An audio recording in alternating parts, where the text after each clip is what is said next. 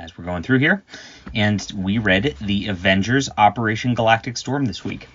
This is a crossover, and I've read a lot of the crossovers on the channel from the 90s so far that have been released. We did Maximum Carnage. So anyway, you want to talk about Avengers West Coast now?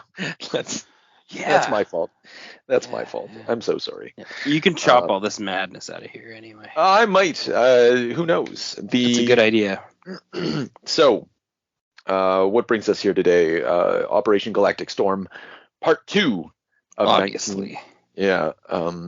Avengers West Coast, number 90. Sorry, let's open this bad boy up here. Go right to the home. Number 90, March 1992.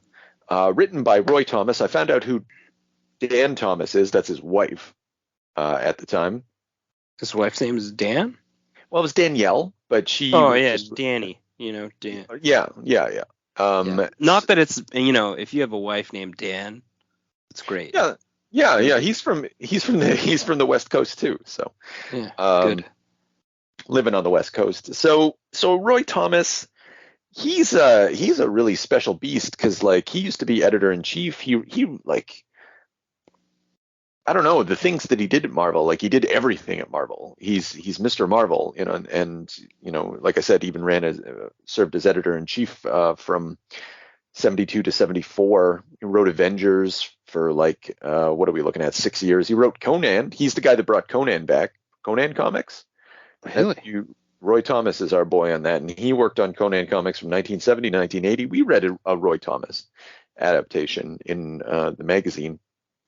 Oh, very cool. Yeah, and so his work here with David Ross, who's a Torontonian, went to Sheridan College. All right. Yeah. Don't be too excited. It's late. And then Roy's run here on Avengers West Coast went from issue 60 to issue 101. So a pretty long run. He's your nerd's nerd, Mr. Roy Thomas is. This is proper. Yeah. And he's got Avengers West Coast, but what a shitty cast. Yeah. What do we want to roll call here? Who's our fucking shitty Avengers? We've got Living Lightning, Hawkeye, the fucking U.S. agent. Mm-hmm. I'm just looking around here. We got Mockingbird, Wonder Man. Wonder Man shows up, Scarlet Witch, and Spider Woman. Yeah, well, there's Hawkeye and Iron Man, but I feel that's just to make us feel better. Yeah, we got Scarlet Witch should make us feel better too, but she's such a fucking loose cannon. What's she doing there? She's already gone evil a bunch of times. She didn't even help. Not a lot. She ended up in a bubble, didn't she? In a power square. She floundered around, got put in a power square, and then I thought she used her powers at one point, but I don't think she did now. Well, she Thank might goodness have. for Spider-Woman. Saving that dude. Yeah. Well, you know what? Also, okay. Sorry. No, go ahead. Oh, I was just gonna say before we get into it, what do we think about Dave Ross's art here? It's pretty good. I feel it's serviceable. Yeah. I was kind of, my memory of it wasn't this good, but it's loose. It's not. Yeah, it's a little G.I. Joe-ish. Yeah, but it's. Any terrain is fine. Any landscape, any circumstance. His angles are neat. It's got a lot of energy. This Living Lightning looks great. I'm just looking at the first page actually, where they got my boy Rick fucking up in the Shi'ar ship, and I feel like I'm in a spaceship. I'm on an odd angle. I like how he puts the inker and the artist's names underfoot on a shadow on the ship. This is cool. Just pretty neat spaceship. You feel confined. And that's a great little panel. Anyway. No, I agree. And I think all of this would look even better if it had better coloring. Bob Sharen. It's got this is the this is real coloring, right? Like, yeah. This is like, because this is what I'm looking at, and I guess what you're looking at too is a scan of the actual issue. So we're looking at the newsprint coloring. But I can just like looking at that spaceship on front on like over the Earth, like that could pop a bit better. It looks good and good design on the spaceship too. Like again, I don't want to give Dave Ross too much credit, but you better relax. He jacked that up from the Predator.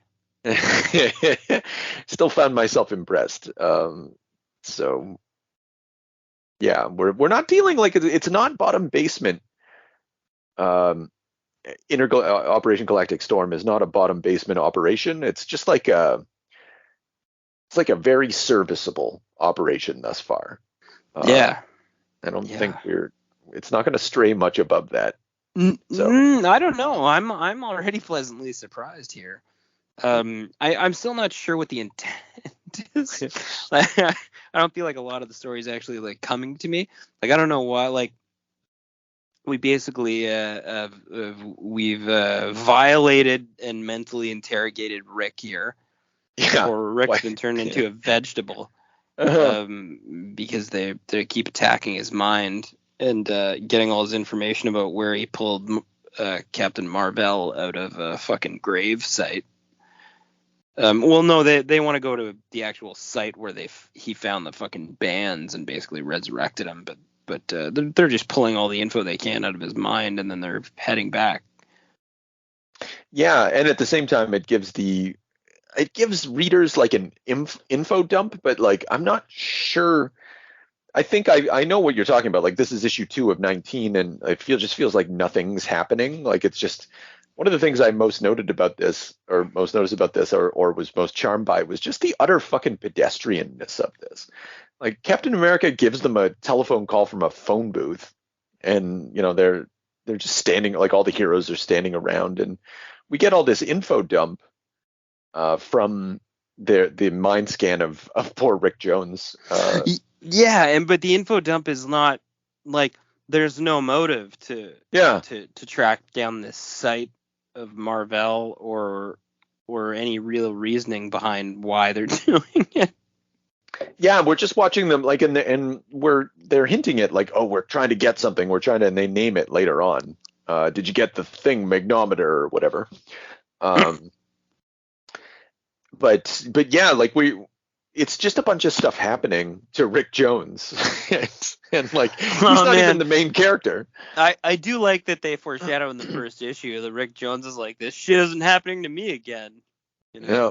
He's committed to not getting fucked over, but yeah, poor bastard. Sorry, Rick. This is basically an alien abduction story, kind of just like Marvel style. He's getting like probed.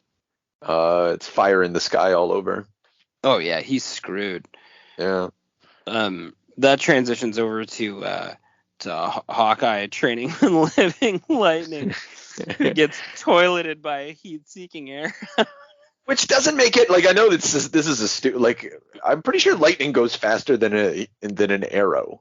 I apparently I'm wrong about that because he gets it square in the back. Yeah, if there was a man that was living lightning, he arguably should be dismantling Hawkeye in a horrible way. Yeah, like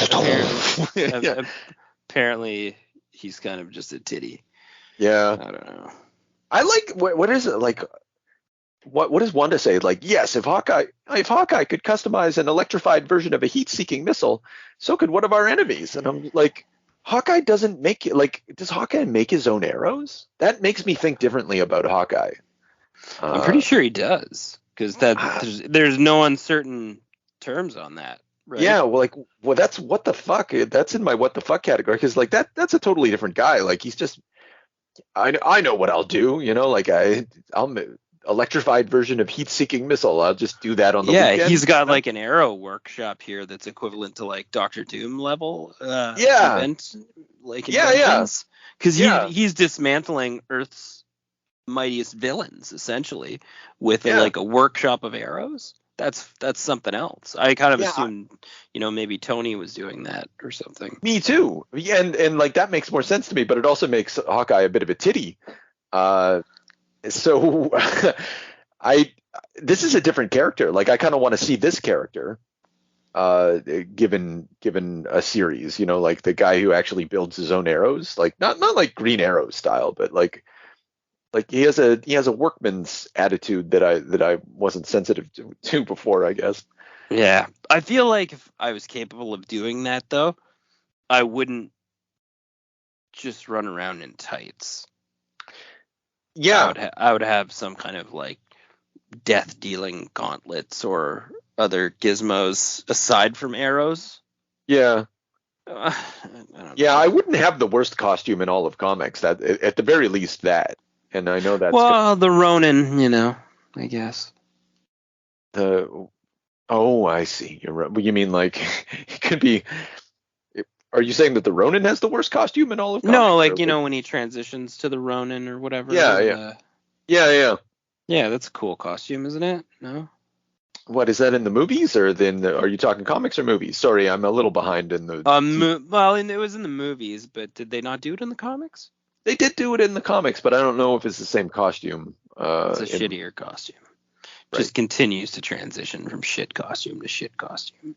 That is something that Hawkeye's fucked. Like his pound. Like honestly, we should do a tournament like worst Hawkeye.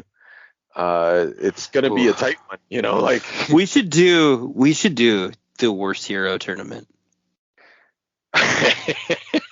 What, based on costume? I mean, like based on all factors. Oh man, of lameness, and then the only way to defeat the bracket would be to be lamer than the other guy.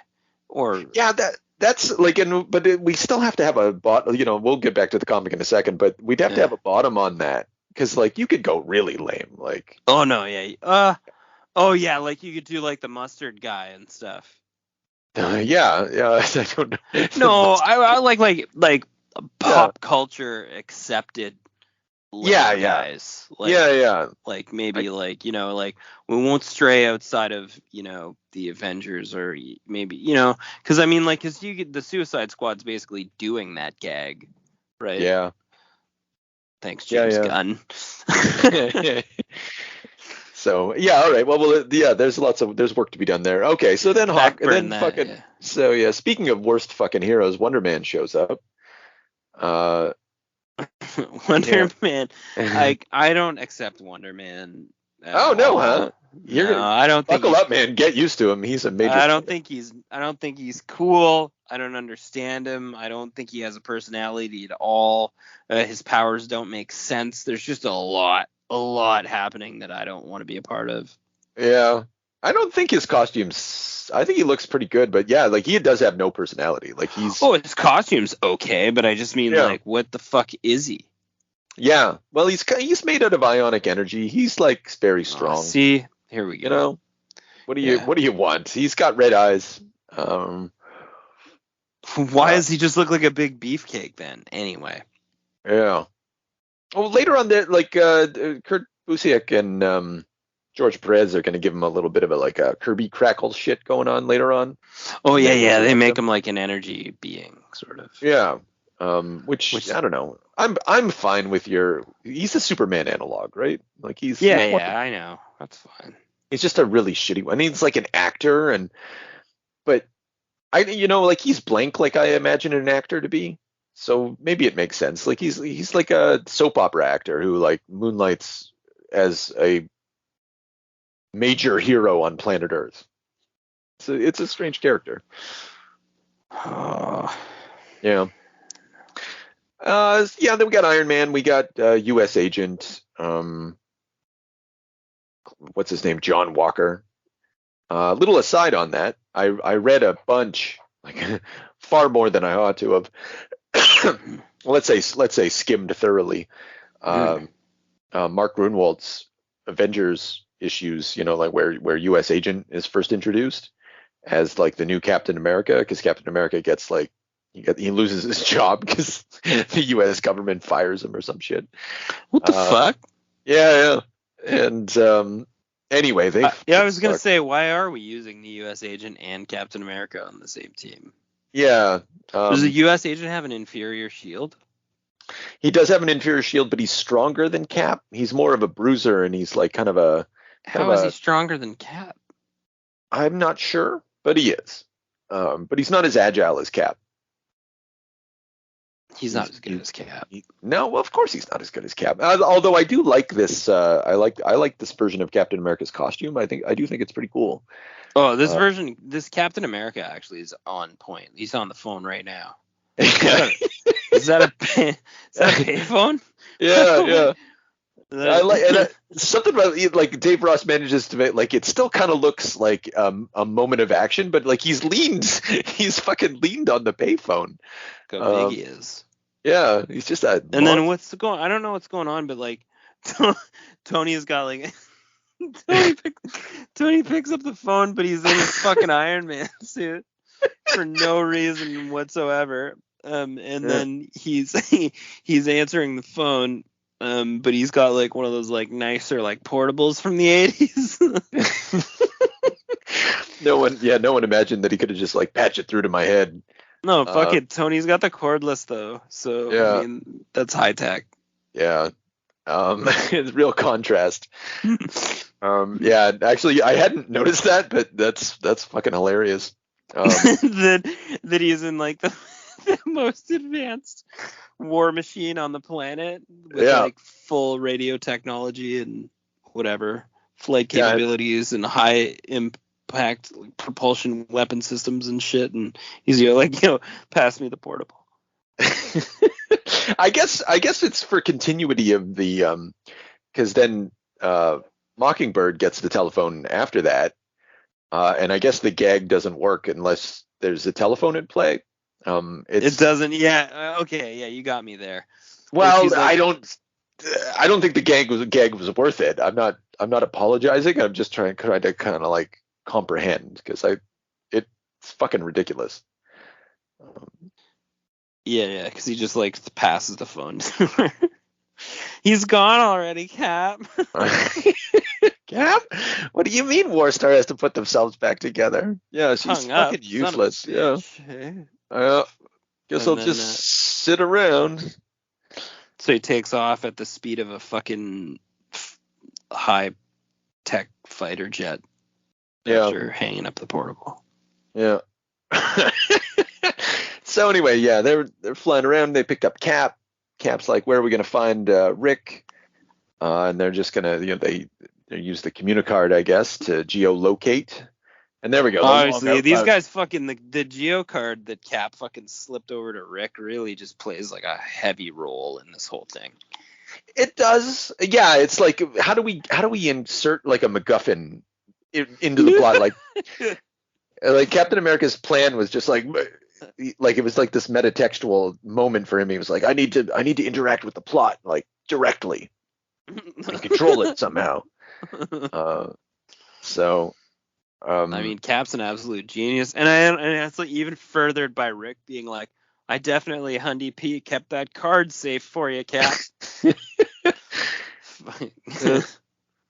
What do you think? What do you think of this Sentry monster that comes out? So the Shi'ar guys, they show up in this lab with Rick. Why do they got the titty crew like So like somebody authorized a Shi'ar. This is an attack on Earth. Basically, yeah. This is an alien attack on Earth. This is a sanctioned, like, act of war, basically. Yeah, by like a galaxy, yeah. And they sent the fucking B team. They sent the titty squad. Man, this is the Shi'ar Imperial Guard. Like, this is their Legion of Superheroes. This is their man, where's Gladiator? Well, I think he's gonna show up later, but I agree. If you're, don't send a boy to do a man's job. But they got Electron. Yeah, if they had Gladiator, these guys would have been in a lot of trouble. It's true, but who would have read the person's mind? Who would have constantly turned Rick? Yeah, Jones it's true. Maybe this is the stealth team. You got me. Yeah, they're infiltrating. They're they were trying to get in and out without getting That's why they were so inconspicuously attacking diners. Like fucking idiots. They're the worst covert team in the universe. Yeah, easily. True. And also, like, you attacked Captain America. Yeah. In a diner. Why'd you do that? Did you not read? You didn't read a dossier? You didn't spy, and the fuck Cap wasn't even in disguise. Yeah. He's wearing his costume in the diner. Yeah, what's the fucking rush? His fucking head sock was on. You could have seen him from the window and been like, let's hold out and jump Rick after.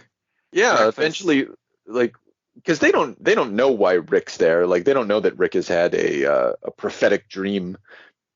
But even if he did, like, if he didn't do anything, eventually Rick would just be revealed to be an insane person who had a shitty dream, and then you just nab him.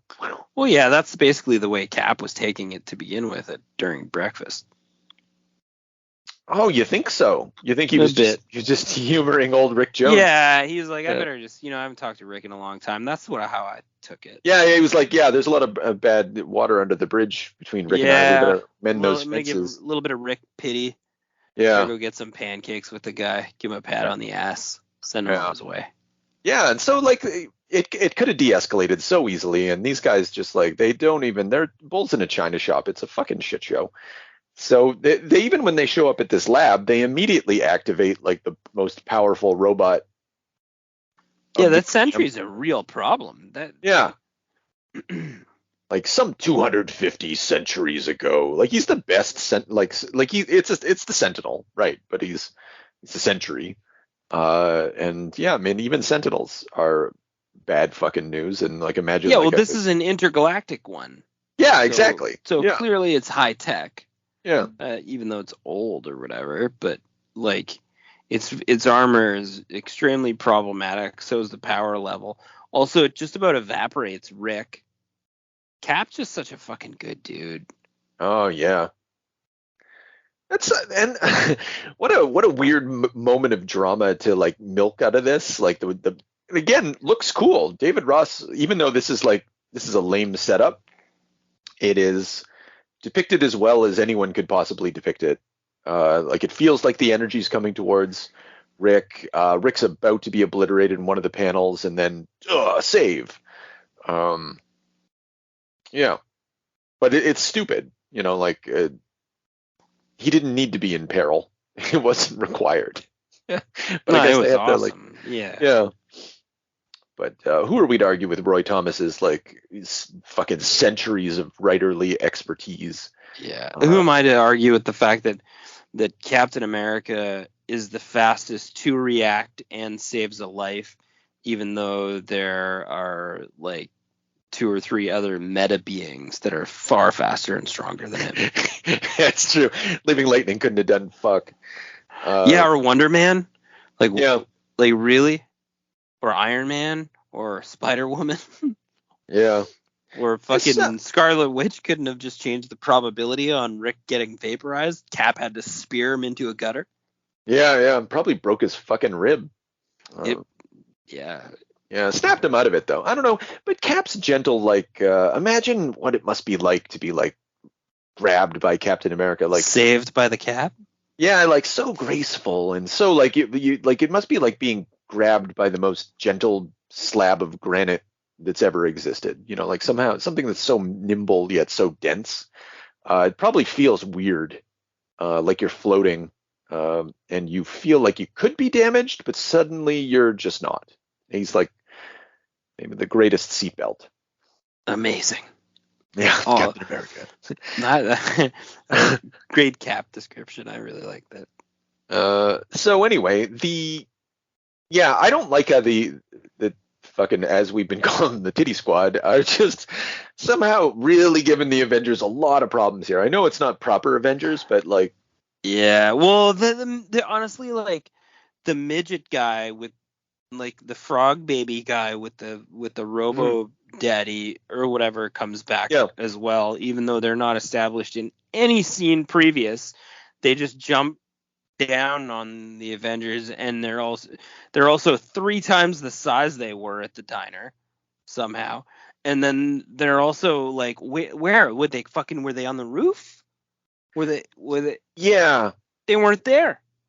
Well, he was. No wonder he couldn't find him, Cap. He was following you, but how? When? That's exactly your point. Yeah, they were in a supersonic jet flying all over the fucking place. I guess Warstar has super running or something. Don't think about it too much. Warstar. Yeah. Warstar. The coolest thing about Warstar is their name. That's true. I kind of like the big guy. I think that's a good design. He's like one of those mindless ones. Yeah, that's okay, I guess. I like the idea of it. There's like a little fucking, and then he jumps on Iron Man's back, and then I don't know what Iron Man does. Just basically, it's just like bodies him into a fucking wall. I think so. Yeah. just mangles him, but he was getting kind of electrocuted in a bad way. Yeah. Yeah, and I don't like the fact that he's like has to shake it off there.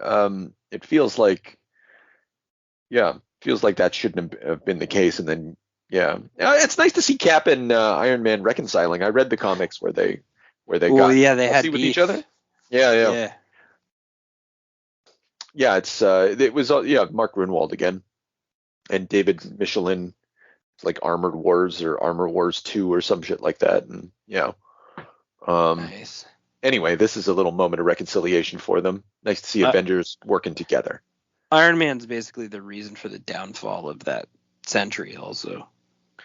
And then Cap just kind of buries it with his So then they beat up the Sentry.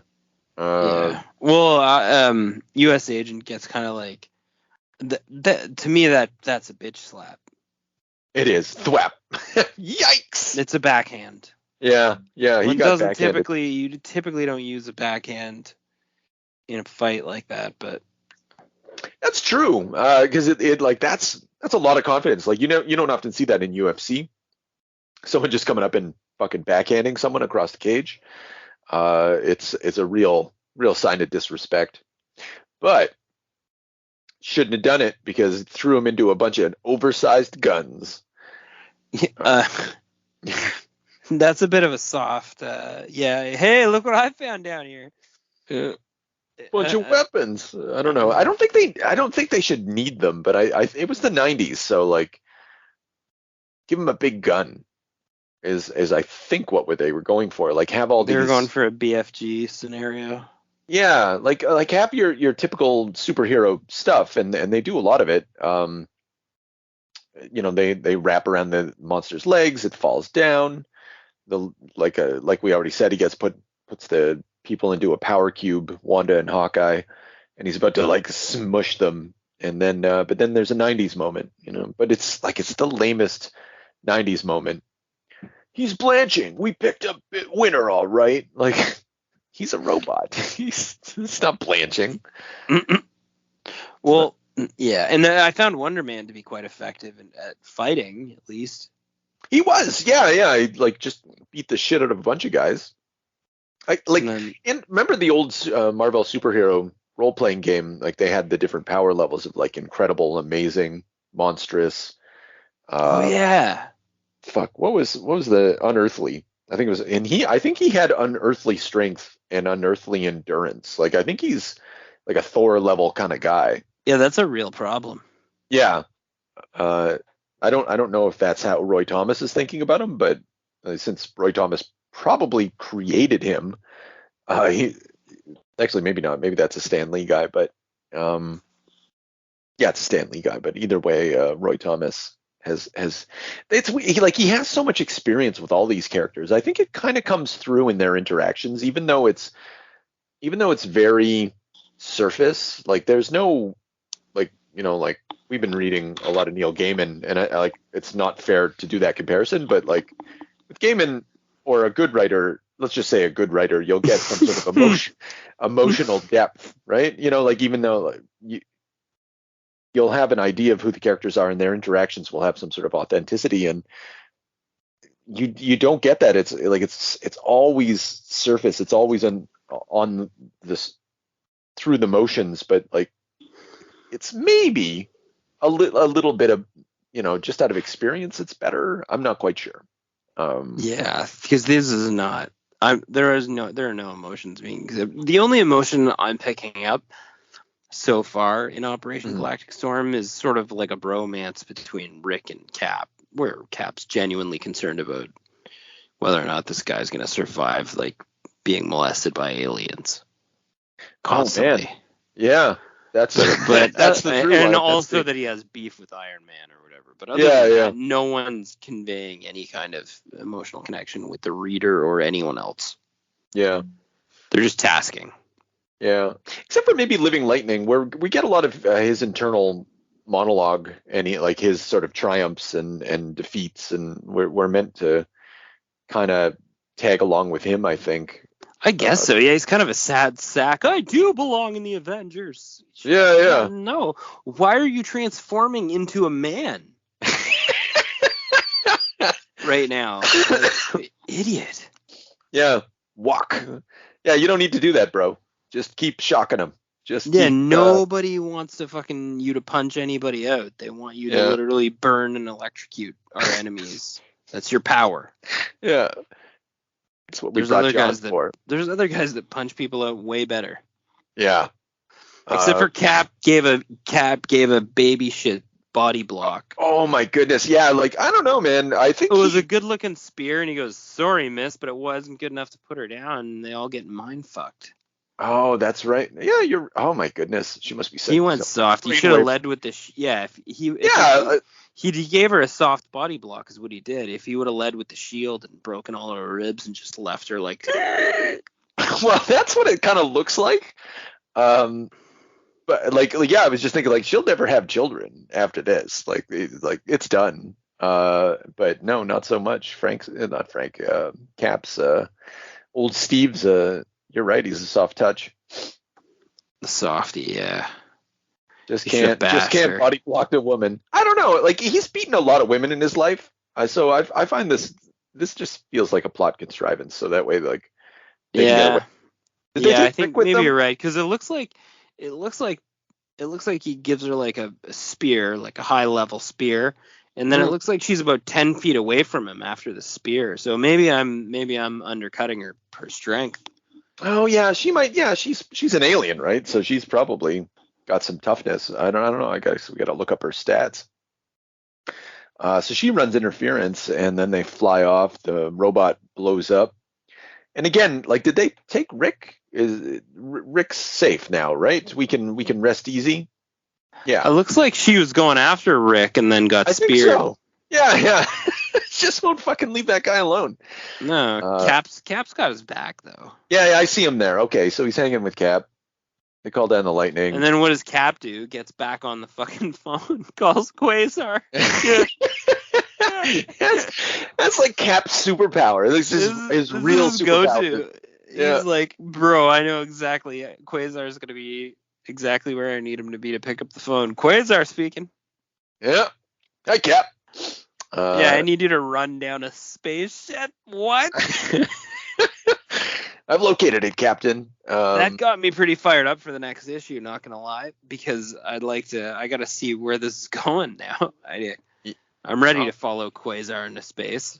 Fucking right, man. And we're gonna get an art upgrade, like a serious art upgrade. And it didn't look that way, but oh no.